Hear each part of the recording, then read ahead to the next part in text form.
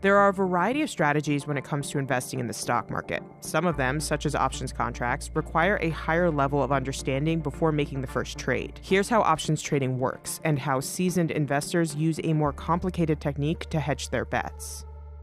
An options contract allows an investor to pay a fixed sum of money to lock in a set price to either buy or sell an asset. The underlying asset can be a stock, crypto, a commodity, or a whole number of other things. There are also two types of options contracts, a call and a put. A call option allows the investor to buy, say, a stock at a pre-agreed upon price. This price is called the strike price. A put option allows the investor to sell at that strike price. That means investors use a call option when they think the price of the stock is going to go up. They use a put option when they think the price is going to go down. Most popular brokers have a tier system for options trading, and they grant access to their clients based on their income, their risk profile, and their trading experience. Most retail investors only have access to the most basic call and put options. They don't have access to option spread or other more sophisticated strategies. Option spreads are used to bet against various market outcomes. An option spread calls for buying and selling different contracts at the same time. It's a very common way for investors to hedge risk and volatility, and it's usually cheaper because you can offset your costs by the proceeds from different contracts. And it's been used by Wall Street professionals for decades.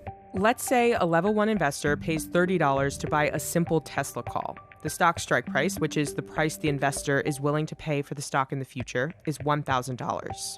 In order for that trader to break even, the stock price has to hit at least $1,030 before the call option expires. The same goes for a level 2 investor. A level 3 investor, though, has access to a more sophisticated strategy, a bull call spread. With this strategy, the level 3 trader buys a $925 call for a cheaper premium of $27. The investor would also sell a $1,000 call at the same time. Both of the call options would have the same expiration date. This trader would break even if the stock price hits $952. This represents the bottom of their profit range. They will continue to make a profit until the stock hits $1,000, which is the strike price of the higher call option they sold.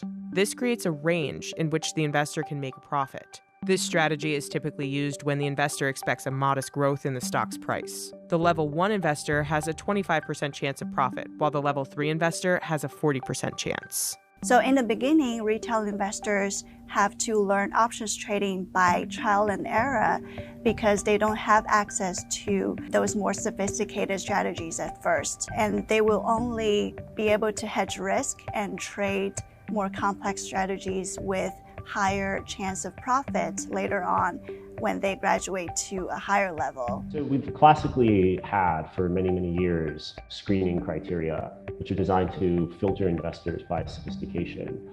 This is a difficult problem because whatever criteria we might invent ends up inevitably being perceived as elitist or classist in some way, that you are excluding people who may not have had a particular form of education or may not have a particular level of income. And so the goal has been to develop screening criteria which are neutral with respect to characteristics of people's background that may, unfairly discriminate. So that's been a real challenge. We don't want to lock people out of gains just to protect them from losses.